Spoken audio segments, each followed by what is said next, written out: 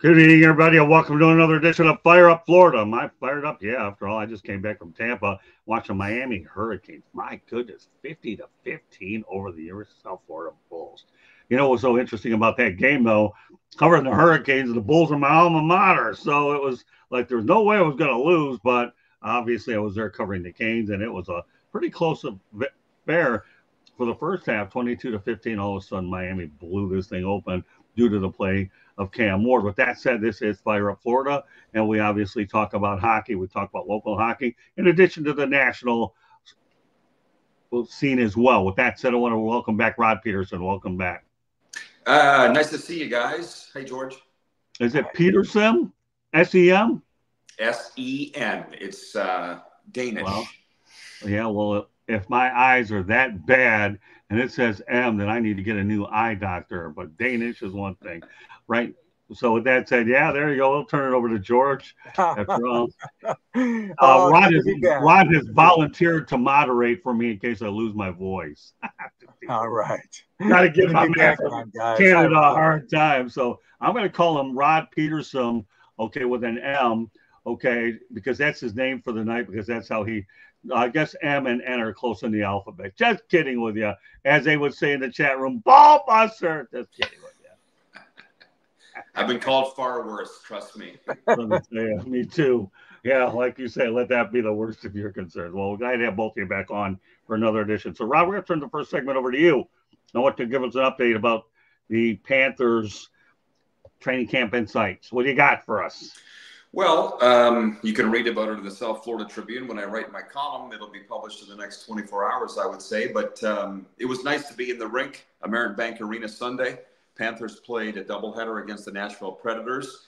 And it was believed, I mean, you guys have been here longer than me, lived here longer than me, but 8,076 were in the rink for the first game of the doubleheader on Sunday, believed to be a Panthers preseason record. And they were loud. And I've been going to Panthers preseason games for the last 4 seasons, and I expected maybe 1,500 in the crowd. There was 8,000 there to welcome the Panthers back for the first time since they won the Stanley Cup. And so there was a lot of buzz for that. The games were at 2 o'clock and 6 o'clock. Panthers won the first game 3-2. And then in the 6 o'clock game at night, Stevenstamkos made his debut for the Nashville Predators. And I was down near the glass getting pictures, you know, had it posted to the South Florida Tribune Instagram page. And right. It was odd seeing Stevenstamkos in blue and gold, blue and yellow versus blue and white of the Lightning. But in his debut, if you count preseason, he was 1 goal and -3 for the Predators. And the Panthers ended up winning that game 6-2. So, we'll find out. I mean, listen, let's face it. This team here, coming off the Stanley Cup, everybody got to hang out with the cup. Now it's time to get back to business, and paulmaurice knows that. So, with that George, you know, since Rod was there, 8,000 people showed up, and I know why 8,000 showed up, because Candy and I were on the Sawgrass Expressway, I-75, coming back from Tampa, and I was paying attention to that parking lot. So, George, what are your thoughts about the fact that Rod went out there and not only covered it for us, but 8,000 for one of these thingamajobbers? Is something you want to add, Rod, before I turn over to George? Okay, so we'll turn over to George, okay? Well, first and foremost, I have never heard of this before, Scott and Rod, NHL doubleheader. Have they done that before, either at Tampa or at Florida before? Because they've done it here. They've done it here. Yeah, the Red Wings, that's something very unfamiliar to me, because I never heard of one in Michigan. No, Nashville and Florida do it, and they've done it here. I think just about every year. This is my fourth season covering the Panthers. Okay. But there's also split squads. You guys see that in baseball all the time. Sure. Tonight, the Flames and the Oilers are playing 2 games, one in Edmonton, one in Calgary, simultaneously. This, I think, was better. It was back-to-back in the same rink. And I really like that. I hope we continue to do it every year, and I think they will. Yeah, so my other thought is that they actually emptied out the first group of attendant fans. I have. Really? Wow. They emptied out the first group, and then they ended up. That's smart. It worked really slick. As a matter of fact, I bought my ticket, and it was $22. And when I left after the first game, and I said, so what do I have to do for the second game? They said, just leave and come back in. Your ticket for the first game is good for the second game. And so it worked really slick. There wasn't nearly as many people for the second game as the first. It was a 2:00 start on the Sunday afternoon. But like I say, and Scott said, the Stanley Cup champs are back. They flexed their muscle, man. They split their roster pretty evenly in terms of vets for the 2 games, but they completely dominated Nashville. It was not a good outing for the Predators. Okay. All right, so Rod, Joshua Dore wants some clarity on this. So Candy, put that one up there with the 1 ticket was for both games. I'm pretty sure no. Okay, yeah. Rod, go ahead and clarify it, please. I was there, dude. It was, you could buy 1 ticket. It was good for both games. Okay. Yeah. That's all right. I know you were there, but some people obviously want clarification, and that's exactly what you just provided. So is there anything that you could probably add to that experience? No, that was it. Like I said, I mean, listen, read the South Florida Tribune for my in-depth coverage and analysis of it, because I'm a goalie guy. I was a goalie. I was paying very close attention to that. But the Panthers were just flat out dominant. And to be honest, guys, it was the first day of school for Stevenstamkos with Nashville, or first day on the job. How much work gets done on the first day? Not much. You know, he was literally getting his feet wet. Yeah, it takes time and all that too. I want to ask one other question, Scott, of Rod. Was there a long line at the souvenir shops? Because every time the Red Wings will win a cup, or any team for that matter, I'm sure that the fans were really going crazy over buying some gear. Were they? Yesterday, not as much. I made a couple laps around the concourse. I think everybody had bought up the gear. I think Scott can attest to, in South Florida, this region all summer, it wasn't hard to find Panthers Stanley Cup gear. I think most everybody has it by now. From the parade within a week of them winning the Stanley Cup to now, people have got their gear. That's my sense of that. Yeah. Yeah, I mean, the bottom line is they're going to clean up on concessions all year. Let's not kid ourselves, okay? They will definitely, and more power to them. I mean, listen, it's a historic event for the franchise. First time that they won a Stanley Cup in their history. Everybody's excited about it for a change, but then again, why not? Paulmaurice and billzito were the masterminds, but putting this whole thing together. You know, obviously Andrew Brunette was a debatable choice after succeeding Joel Quenneville, but Zito opted to go with the veteran. We saw how that worked out. First year, they managed to get in the playoff. The second year, they carried over, and the rest is history. So now, obviously, you know, they're going to sell a lot of concessions. And as we continue to do more of these shows, we're going to find out where they're headed. It's not going to happen overnight, but we're just trying to make sure that the Florida Panthers right now, we're giving them enough carryover publicity so that we find out what happens when it really counts. Mm-hmm. And you got a lot of interesting topics that I'll probably bring on next week's edition of Fire Up Florida that came from Volume 5. Okay, then I'm going to go ahead and incorporate next week. Tonight, obviously, when you start something off like their first training camp together with all this, it's more important to focus on the generality of what you experience, and that's what we're driving for with this first show, with you being there. It was for sure. I love Joshua's got the specific questions about what I saw. And I was all right. How did night look? That's all going to be in the column that I'm going to write and send to Candy tonight. I came out of there with a literal notebook of items. I mean, George, you guys been doing this a long time. I used to carry around a notepad and pen. Now I put them in my phone for the most part when I got notes. But yesterday I had a notepad. I think people thought I was a scout, but there was a lot of cool stuff going on day one of the preseason. Well, I still have a notepad. Yeah, go ahead, Scott. Laugh at me if you want, but I got to tell you something. I was doing a show after the Kane game, and I connected with some buddies at a local show. What do you think happens to me?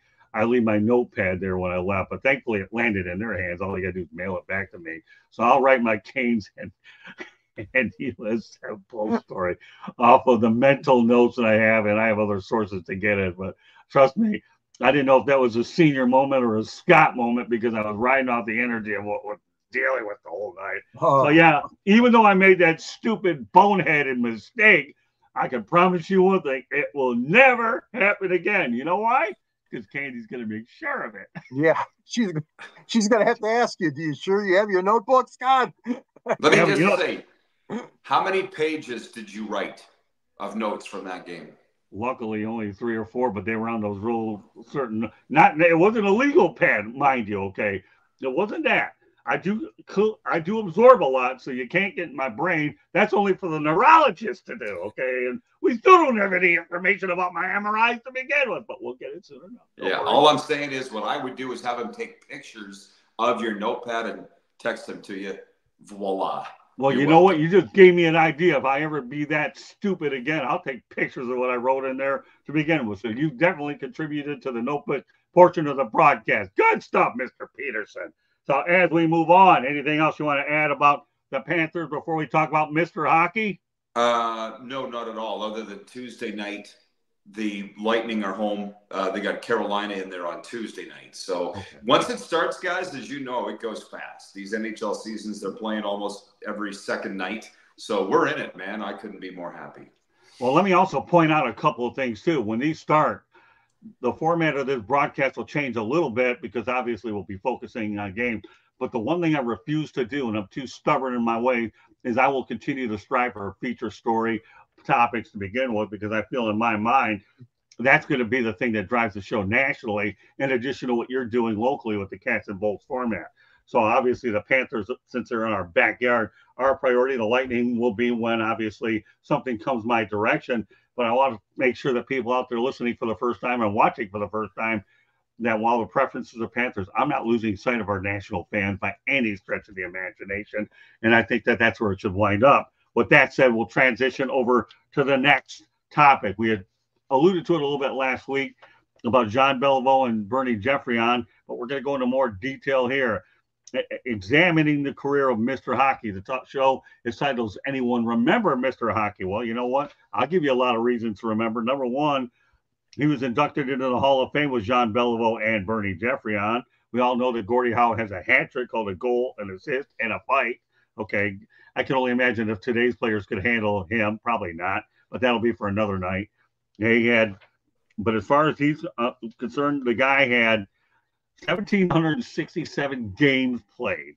Get that, 1,767, 801 goals, 1,049 assists, 1,850 points played in 5 decades.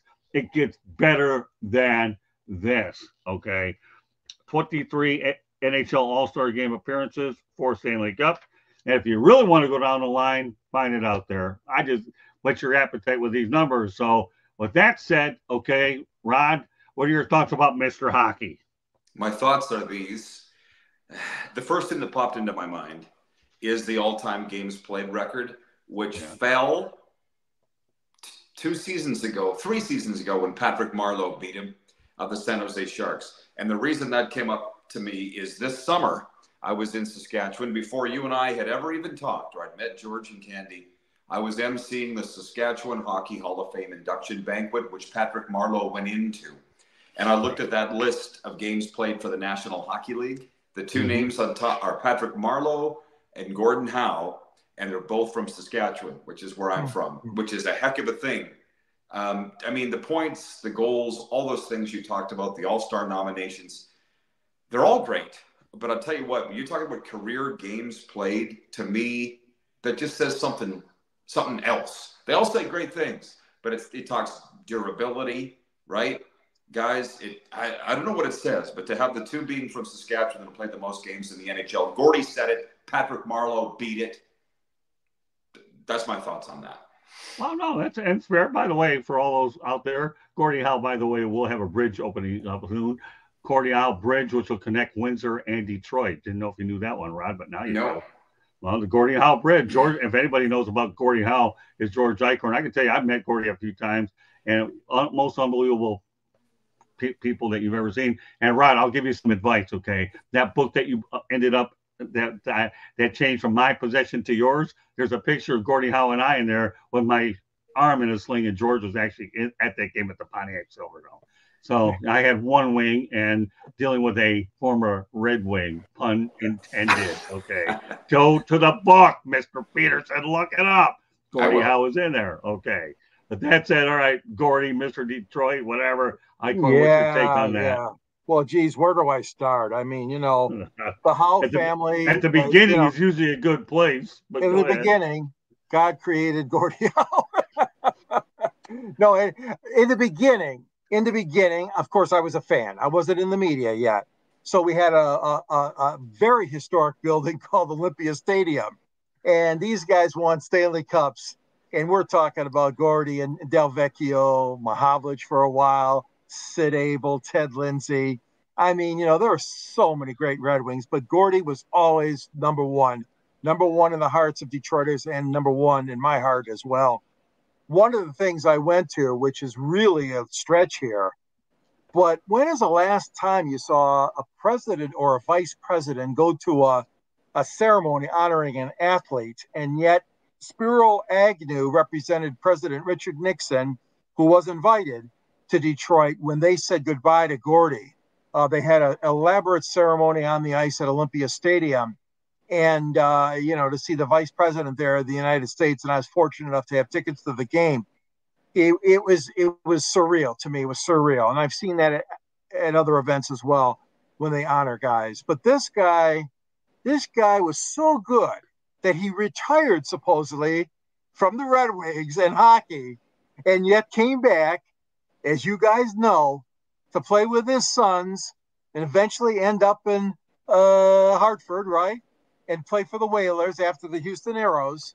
Right. And it's just incredible because when you're sitting through that retirement ceremony and all the pageantry, you're thinking, Cal, darn it, we wish he would have stayed a little longer. Well, he did stay longer, but not in Detroit, which is silly for the Red Wings, number one, because whatever happened between him and Bruce Norris or Lincoln Cavallari or whoever was running the Red Wings at that time was not good, because Gordie made the comment when he says, I'm a vice president for the team.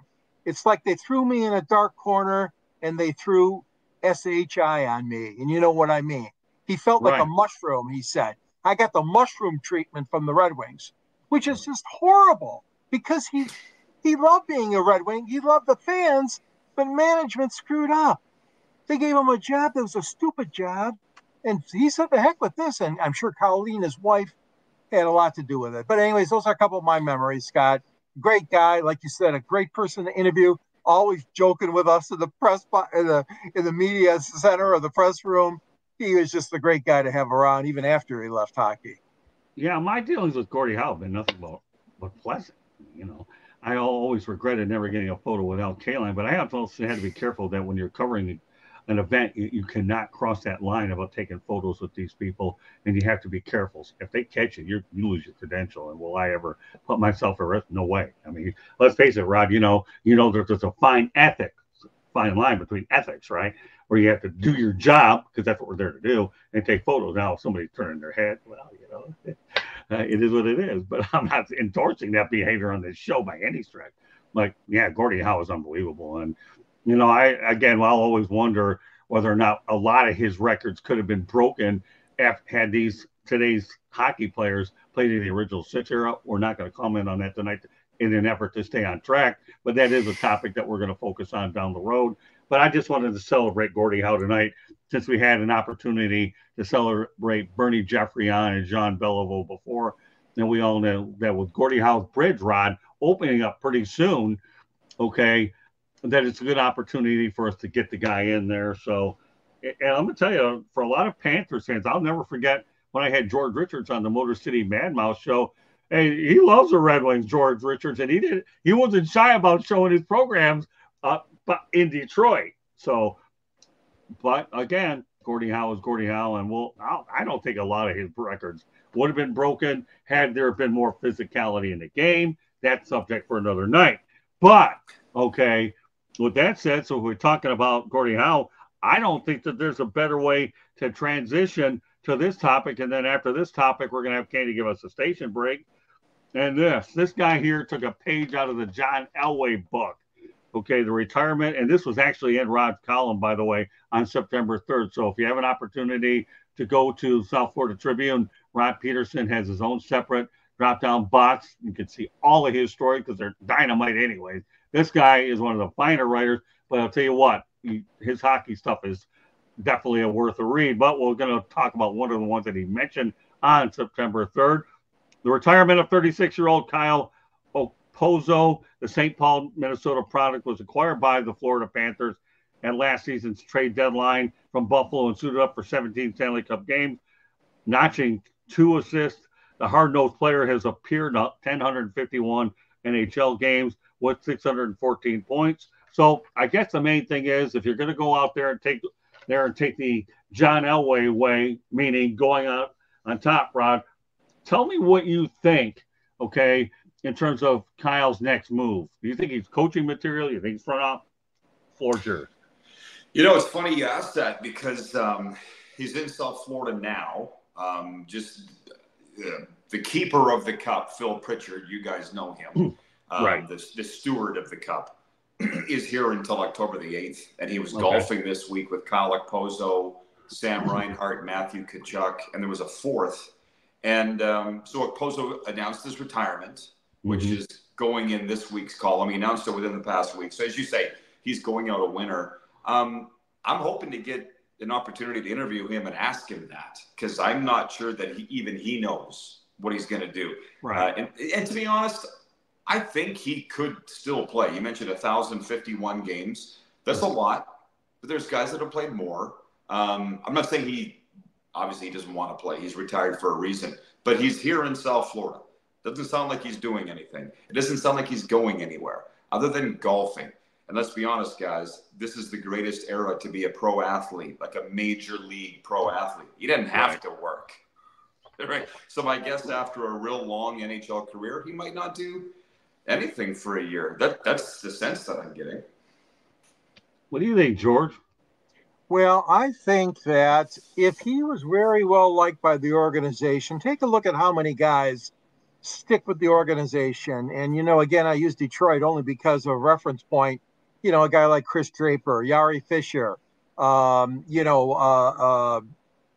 the Lidstrom is the vice president for the Red Wings now. Even though in the last segment we talked about Gordiehowe getting the mushroom treatment, obviously things are different now under the Ilitch family. But all I'm saying is there a way, Rod? I mean, you said he went out with a high, winning the Stanley Cup for the Panthers, but could there be possibly even somewhere in the system, either scouting or perhaps as an assistant coach with one of the minor league affiliates or something like that? I mean, do you think that he's got that much hockey in his blood that he would first of all want to continue with that? Because it is a grind too. It is a grind. You're being a scout or being a coach, Rod, they travel all over.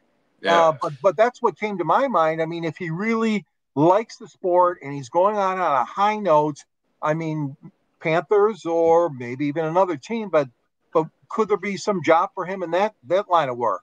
Well, it's a great question. A couple of things come to mind with that. He didn't come to Florida until the trade deadline last year. Yeah. And so he wasn't here very long. I mean, he's a long-time Buffalo Sabre. Yeah, he did win, and he will be a hero forever in South Florida. You know how sports fans remember their heroes, right? But number two, Scott can back me up on this. The Panthers already have in their front office Brian McCabe, Sean Thornton, Roberto Luongo. They just hired Patrick Hornquist. They just hired another one last year. So it's like they can't hire everybody. So I don't know how many jobs are left, to be honest with you. So he wasn't around here real long, and I don't know how many jobs there are. I'm sure he could go scout for somebody, but I don't know if it would be with the Florida Panthers or not. But I can't let this go. You with your Detroit history, right? With Gordie Howe, a lot of those great Red Wings come from Saskatchewan. By the way, sorry to bring it up again, but Joey Koser comes to mind, and you guys remember Tiger Williams very well. He's not a Red Wing. Actually, I think he did pay for Detroit for a brief period. But anyways, I think he did for a short time. Yeah. Tiger Williams was known for his fights with Dan Maloney. What are you talking about? I remember this guy. No, but I said to Tiger, who was the toughest fighter from Saskatchewan ever? And he said, Gordie Howe. That doesn't surprise me. So I just wanted to throw that in. All right, so I'm going to throw something into you, Mr. Peterson, to help you next when you get your interview with him. Okay, you want to go out there and have a sales pitch, I'm going to help you right now. Okay, some of this hurts me. It really does. But all you need to tell this guy is that Dan Marino gets every stupid commercial on the planet with the Dolphins, but I'm not done yet. Joerose is on TV, and if that isn't any good, you also have Bob Brzezinski actually opened up a bunch of restaurants here. So it called Brews Room. So and boat campers. Yeah, kimbokamper. I drew a name blank there, but thankfully you got it on here so that I didn't have to bother with pounding my concussion-ridden head. So I'm glad you're out. So there, if you want to go out there, I'm telling you, I've been in the business 44 years, which is probably 7 years difference from when you were kind of like a fly, you named out there, mention it. You don't have to. I don't want to take credit. I don't have a big enough ego where it matters to me. I'm just trying to get fuel for thought. So South Florida, they do take care of their people. No, if you don't believe me, donshula also you can put in that mix. How many commercials did this guy have on here as well? Oh, good steakhouses, donshula too. Yeah. Don't I know? I used to go to them a lot, actually, in Tampa when I was coming to Buccaneers. And that was one place they used to have right off, I think it was Westchester. I'm trying to remember. Yeah, you got donshula, kimbokamper. I'm just giving you some food for thought, pun intended, stuff like that. But yeah, so I think there's opportunity in South Florida.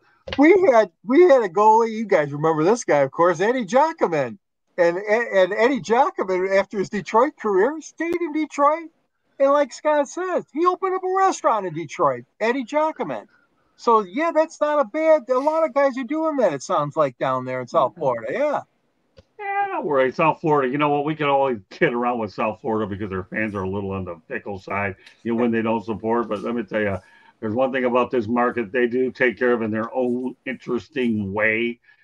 Your sports heroes aren't forgotten. And you know what? Another one I should mention, even though, is Offerdahl's. John Offerdahl as well. The guy out of, I think he was out of one of the he wasn't Michigan State. I want to say Central Michigan or Western, one of those other ones up there. But John Offerdahl is a pretty good restaurant as well. So you get in the restaurant business, and I'm telling you, I'm giving you some stuff, and I'm going to put you on the spot on one of these shows. Not this week, because we got to give you time to work on it, okay? But maybe 2 weeks, 3 weeks down the road, and you can put that in your column, and then I'll know the guy is paying attention to what I'm saying. One person with that said, I know Candy Ebling is paying attention to what I'm saying. But before I do that, okay, Joshua George says on Spit and Chicklets, he wants to get into management with the team. All right, well, we'll see. Is that his name, Spit and Chicklets? I have no idea what that is. But we'll put it up there because it seems like it's a pretty decent chase. D. Lowe says, it's good to see you back in the piano room. All right. Yes. And Joshua George, I'm not sure how to really read this one. Have to ping her a little. You know what? We're gonna kid around, but we're not elaborating on this one. Okay, we're not talking about Tarasenko to the Panthers at the deadline because D-Lowe's is a smarter one of the group anyway. Joshua, trying to set Scott off with that question? No, you won't set me off with it because you know where we stand. But Joshua, going to at least say I ignored your stuff. I put it up there even though we kind of casted it off to the side. But the one thing we will not cast off to the side is the station break and in with you right now. Good evening, everybody. You are listening to the South Florida Tribune YouTube channel. If you see that red subscribe button, hit it, like us, share us with all your friends, family, anybody that you know would love to hear any of the different topics we have on our channel. Monday nights on Fire Up Florida, we talk hockey. Then we talk baseball on 108 Stitches Baseball Talk. Tuesday night, we talk football on Inside the Pigskin. Wednesday night, Sports Exchange. You never know what sports topics we'll be having on there. And then there's Thursday, we run up the lineup with Fire Up. And that, anything can happen. You just never know. Wherever you get your podcast, you can listen to us respectively the same days, whatever you'd like. We have a link on our website, www.southfloridatribune.com, where you can read all three of these fine gentlemen who write very eloquently, and they all write about different topics, so it's really cool. Go to our website, check out their columns. I take pictures because I'm behind the scenes, just like right now I'm kind of behind the scenes. And we have a link to our sports merchandise as well, where you can get a cool hat or a cool sweatshirt. One last thing, the South Florida Tribune Publishing Company published a book of Mr. Morgenroth's.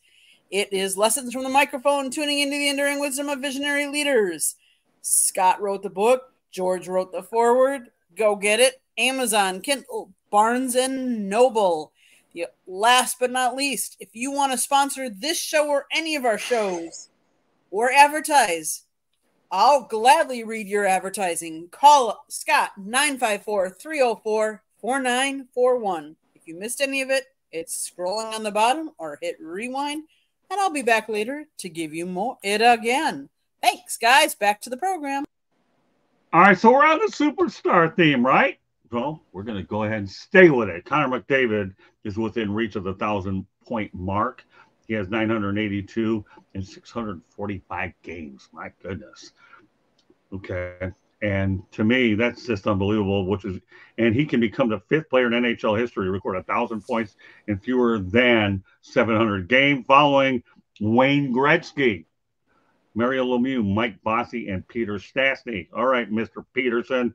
Connor McDavid can go out there and put himself in some elusive company at the rate he's going. Who knows if this guy will blow this mark away before the All-Star break. Take it from there, Rod. Well, you know what? What a fantastic topic to carry the next 30 minutes. I know it won't, but he has not won a Stanley Cup. I was like praying you wouldn't ask me to name one of the others that have accomplished that feat. Gretzky, yes. I might have got Lemieux. I wouldn't have got Bossy, right, and I wouldn't have got Peter Stastny. And Stastny does not have a cup in that group, correct, guys? Bossy's got 4. Right. Lemieux has 2. Gretzky has 4. Connor McDavid has none. So, yes, I get it. Wow, but at least he didn't get it against the Panthers. But, I mean, you can't tell me you're not rooting for him to get one at some point as long as they're not against the Panthers. Oh, yeah, no, I want it. But the question is, it goes back to that Mount Rushmore discussion that, hey, listen, you guys live close enough to Canada, or at least George does now. They're still talking about that Mount Rushmore debate we had 2 weeks ago. My friends, who's the 4th face on that mountain? And until you win a Stanley Cup, you brought up Marino earlier. Listen, Greg Cote called McDavid overrated in the Stanley Cup playoffs. And I'll say it here. I didn't want to put it in the column in the South Florida Tribune because so many people read it. There were Panthers people that weren't happy at Greg Cote for saying McDavid was overrated because they thought in a tight series like that, just enough to give him a turbo boost of motivation, right? And was not a good thing to be said. But then the series ends, McDavid doesn't win, and we're sitting there going, Cote, he's not right by saying McDavid's overrated, but he's still never won. And guys, he's got to, as far as I'm concerned. Well, I've read Greg Cote for a while, and I met him a long time ago. I'm familiar with the guy in the market. Okay, Greg, you got that one wrong. And yes, you did go ahead and probably became bulletin board material. So the guy that probably thanks you for it is paulmaurice. Okay, they ended up winning, and Connor McDavid will get his eventually. I remember going back to Larry Bird, Magic Johnson when they came out simultaneously and carried the NBA to the next stages. You knew they were going to face off in the finals, and there was a pun intended there because it is a hockey show. Okay, and but when you think about it, I mean, Bird, Magic got their rings anyway, so Connor McDavid will get his. I mean, you can write about it anytime you want in the South Florida Tribune, anytime you want. You're not cursing it because you can't blow it with the Panthers. They got their cup. Nobody can take it away from them. It's not like the Houston Astros where, we want to put an asterisk next to all the cheating scandal. I'm not going to get that conversation totally started. But it was a legitimate cup. They won it, and they had to go all 6. They ended up having some very tough series, which I'm going to lead to another topic and segue in a moment. But when you think of it, Cody was wrong. You don't want to go out there. And Connor McDavid came back with vengeance, but in Game 7, when they needed it the most, Florida wanted it a little bit more than Florida. I mean, Florida wanted it more, and that's how they ended up winning it. And paulmaurice, probably a bit better than I am, pretty good psychologist, and that's why they went with a veteran coach to begin with, because he's able to seed off a lot of that. So, George, what are your thoughts? Well, Connor McDavid he's like a generational player. He definitely is at a disadvantage. I mean, this horrible streak that the Maple Leafs are on, it's just incredible. It's one of the worst streaks in sports right now.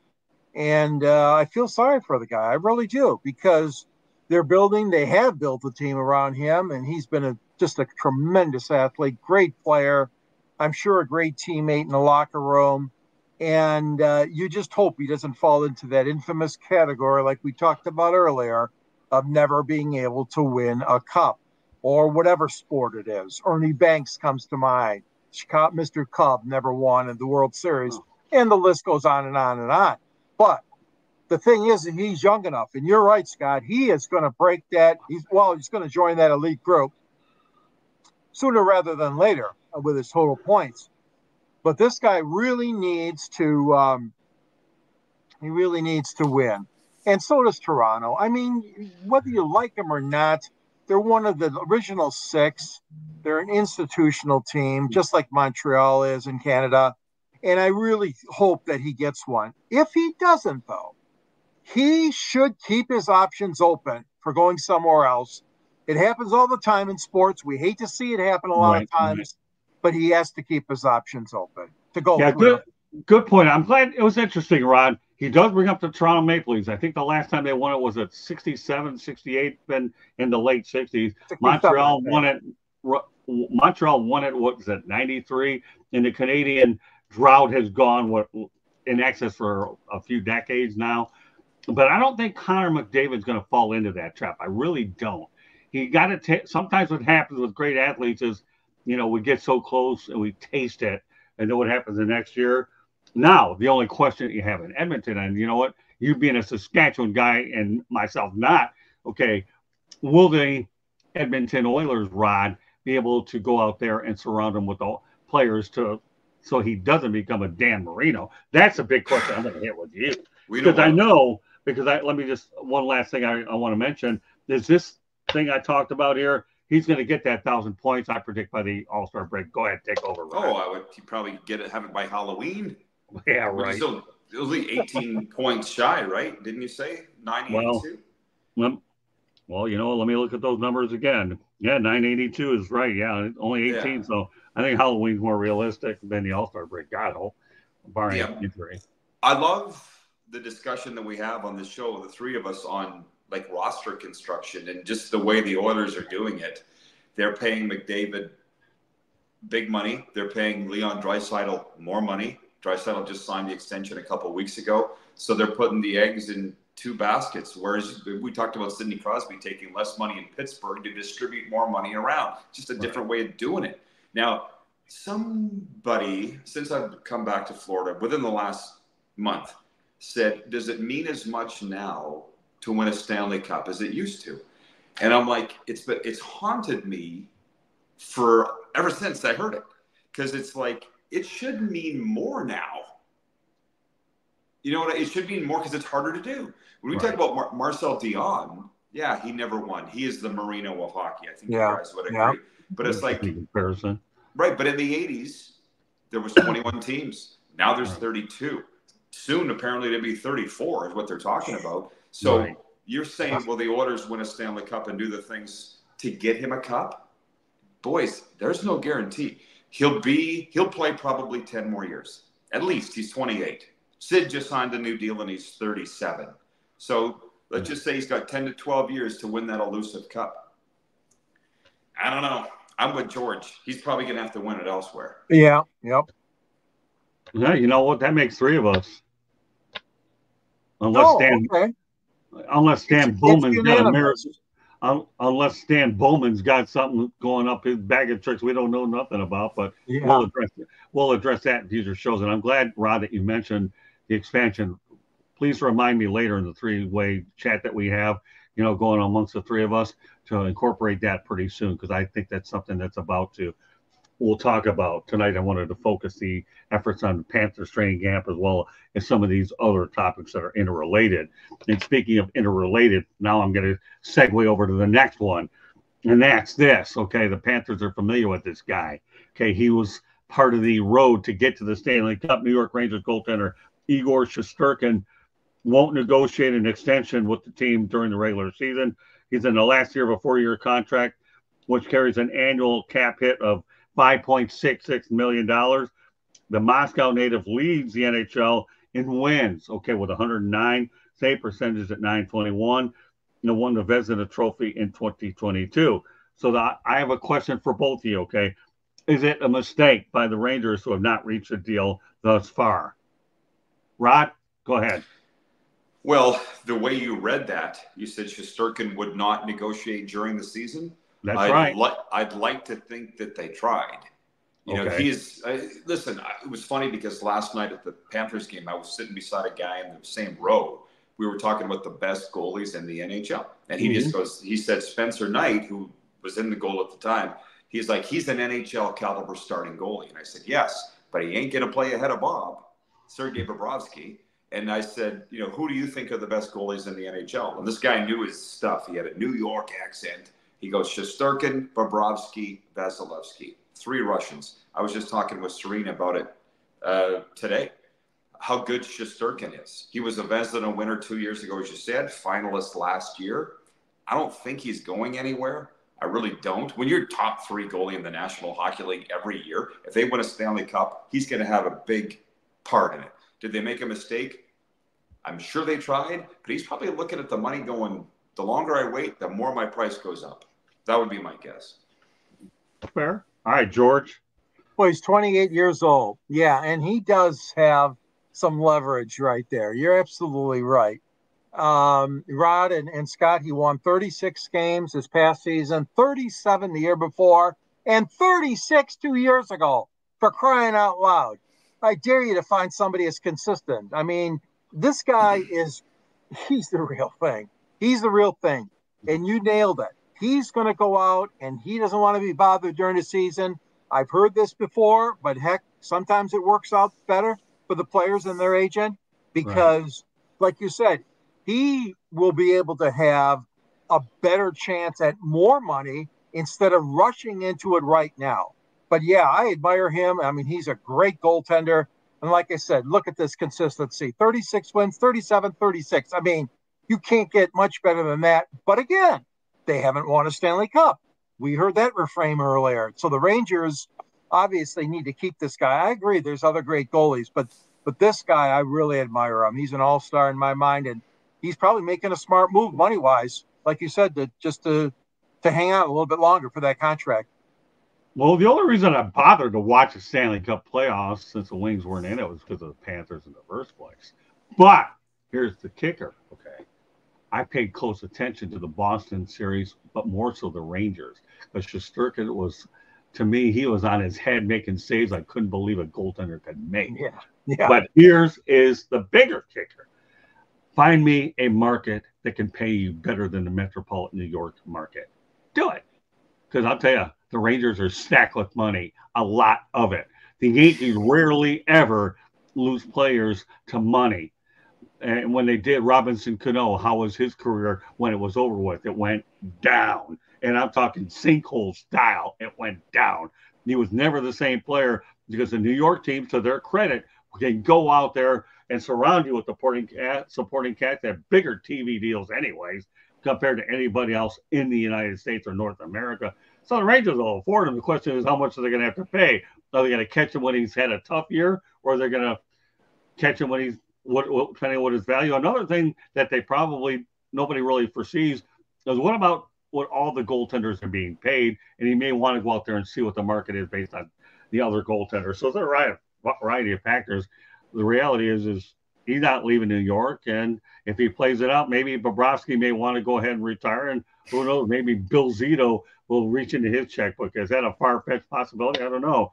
But when they brought Bobrovsky here from Columbus, how did that work out? Maybe at the beginning it wasn't working out as good, but now nobody's going to blame the results, because the only thing for Sergei Bobrovsky is you might as well wait for your jersey to get retired with Roberto Luongo, because that's what's going to happen to him anyways. But nobody outbids the Rangers. In fact, nobody whatsoever outbids, a New York team, unless the guys really want to leave the area because the money's there. And let's not lose sight of the fact that in the metropolitan New York area, the taxes are quite high, and not lose sight of the fact in Florida, there is no state income tax too. So just putting it all out there. But Shesterkin's going to make a lot of money no matter how this all plays out. Yeah. How much do you need, right? But it's funny because there's some interesting things happening in sports. Sergei Bobrovsky turned 36 this week. He signed here in 2020 for $10.5 million, which was, you guys remember that? It was the first day of free agency. Right. And I've talked to Dale Talon about it. I've had him on my Cats and Bolts podcast. He said he would do it again. The only reason Bob struggled at the start was because of the pressure on him. It was all mental. I mean, he was the highest paid NHL goalie of all time. He struggled with it. But again, he's put a banner in the rafters. His jersey's going in the rafters. But consider this. Players are playing longer than ever. Again, he's 36. Marc-Andre Fleury's 38 this year. Tom Brady played to 45 in football. You look at these young kids coming in on their first contracts in any league. CeeDee Lamb, Justin Jefferson in the NFL are all the best receivers in the NFL. They're in their first contract. Connor Bedard probably could have played in the NHL at 17. He came in at 18. So they're coming in ready younger, and they're staying longer. What that means, I don't know. I can only think it comes down to training and recovery time and that kind of thing. And the only reason that popped into my head is Shesterkin's in the prime of his career, right? But he's going to play for a long time. So he's made a lot of money. He's going to make a lot of money. Yep. And let me tell you, when you went into Big Apple, your accomplishments are definitely recognized in a much bigger stage. I mean, you went in New York, you're revered there. You went anywhere, you're revered, but let alone in the #1 media market in the country. You really do. Yep. And I don't know, I won't put LA in that category because LA and New York are very different media markets. But you went in New York, these people are passionate. And they're not afraid to tell you how they feel good and bad. But that's just the type of sports town that it really is. It's nothing against the market itself. So, but we'll see. It'll be interesting. But I tell you one thing, when I saw him in the playoffs against the Panthers, you know, I was impressed. I really was. And you know what, Rod, you are right. Let's face reality. Winning the cup is way harder with 16 wins, let alone 8. Remember, I've never seen an octopus with 16 legs, only with 8. So, and if you can find me one of those, we're all going to get rich. Shores will get rich with his other half. Rod's going to get rich with his other half. Serena, what a sweetheart she is, anyways. And me, well, you can't complain about Candy. She's a Rolls Royce of women. You know, she does it all. But giving a little prompts out to the others, apologize for nothing. It is what it is. But this is Fire Up Florida. My name is Scott Morgan, Rough Motor City Madmouth. Without his clipboard, but definitely kept his sense of humor. But we will get that clipboard back, I hope. If not, I can buy another clipboard, and it don't matter. I'll just make sure I do what Rodney says. Take pictures of the notes so you don't have nothing to worry about. I learned something here about that. But then again, how often you get invited on shows after the game, well, it is what it is. But if you want to see the show again, go back to South Florida Tribune YouTube channel and subscribe. You can see Rodney and myself. Don't want to take away from Candy's thunder. But before I do so, Rod, and put Candy back on, okay, you're going to let everybody know how they get a hold of you and tell us a bit more about the Cats and Bolts podcast. Go ahead, Rod. I appreciate that, man. This week is our 4th episode of season 2. And last week, Jeff DeForest dropped in, the legendary Miami sportscaster, just happened to be in the studio, and we yanked him on the air, and he talked about what it meant for the Panthers to win the Stanley Cup after 30 years here. We're hoping to have Bill Lindsay this week. So it's Cats and Bolts. Search it on YouTube or my Twitter. You can find it there, Cats and Bolts podcast, where we cover the Panthers and the Florida Lightning. Thank you, Scott. You're very welcome, Rod. Jeff DeForest has been a very dear friend of mine since the 80s. Well, you talk about one of the classiest guys in the South Florida market. Yeah, Rod, I do have a history in this market. You know, I've been all over the place. You know, you've been all over Canada, all over Florida. Just kidding with you. I don't know where you've been. But Jeff DeForest is one of the classiest people I've ever met. And I am working on some collaboration here to get you and I and Jeff DeForest and George on the show. I just have to make sure that my schedule lightens up a little because as you folks know, following us here at South Florida Tribune, we do travel a lot. We cover a lot of football, and we also do a lot with the Marlins. So we get around. You know, we try to make sure that we spread out a little bit, you know, and we're not one of those specialty things. We treat ourselves like a newspaper, okay? There's a lot of different sections that you have an opportunity to read, only we try to not make it just written, but as well as with the content that we produce. But what good stuff, Ron. And I hope that you continue to grow the Cats and Bolts podcast.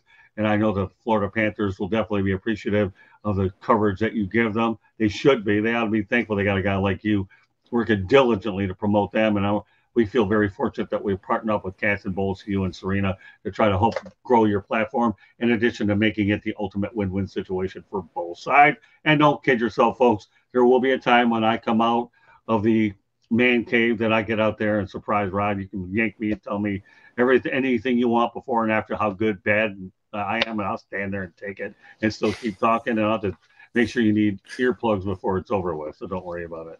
I will get up there before it's all said and done. All right, so whatever. It is what it is. If I rambled, so what? There used to be a movie called Rambo, but I'm rambling. Okay.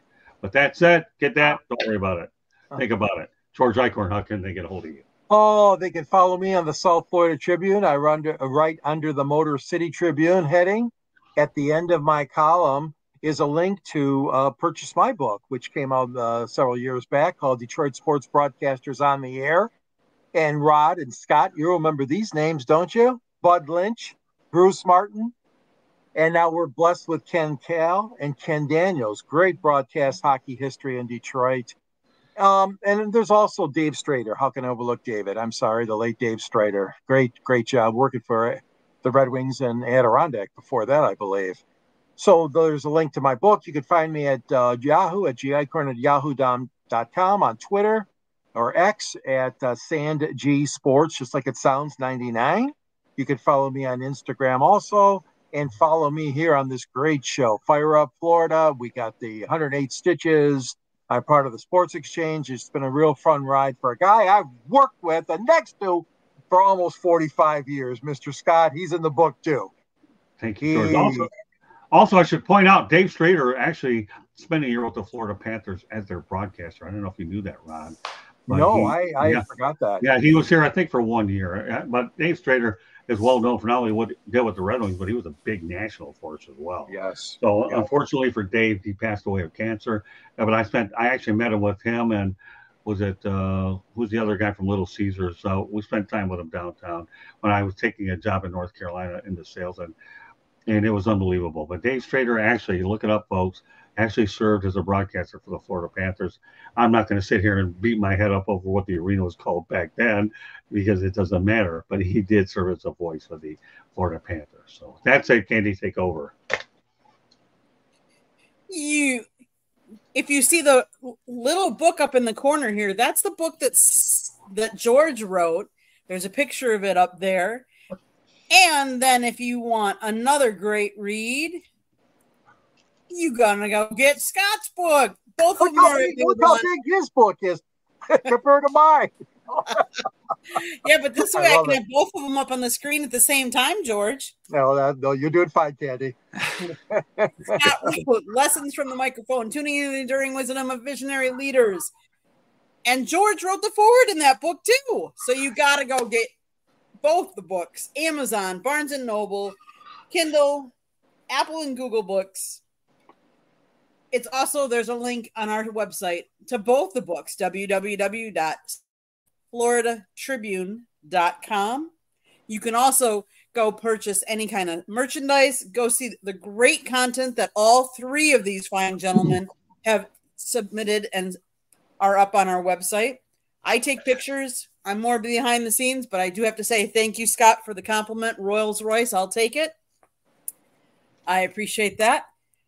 And if you want to get a podcast, go get ours, South Florida Tribune, wherever you get your podcast. Monday nights we talk hockey, and then later we talk baseball. Tuesday nights we talk football. Wednesday nights and Thursday nights, you never know what topics we're going to have.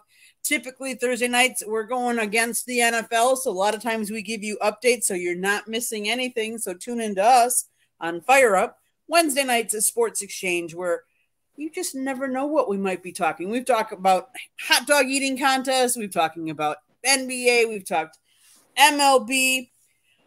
You know, especially with the MLB season winding down, catch the show next, because that's going to talk about baseball and where we're headed.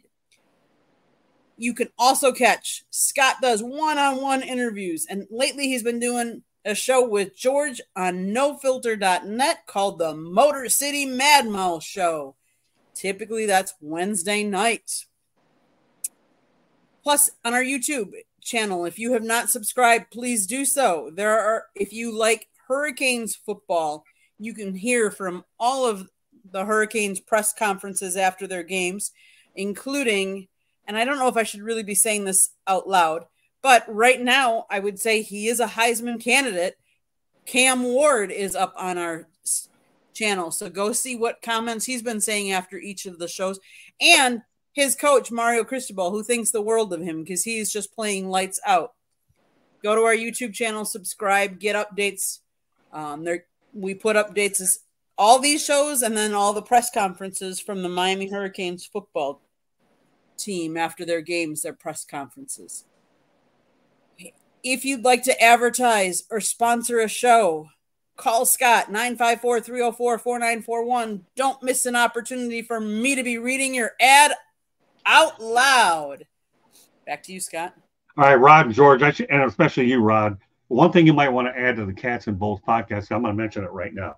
For those individuals involved in the chat room that are from your platform or mine, if you want to go ahead and be a guest with us on the air, feel free to participate in the chat room. I will be more than happy to bring on special guests coming from our subscribers. We have a great thing going in the chat room, and that applies not only to this show, but every show that we have. So go out there, Rod, please pass the word to Cats and Bolts. If they want to sit there and they talk to you and they know what they're talking about and I see them, I will be more than happy to bring some hidden gems on this show, just so you know, okay?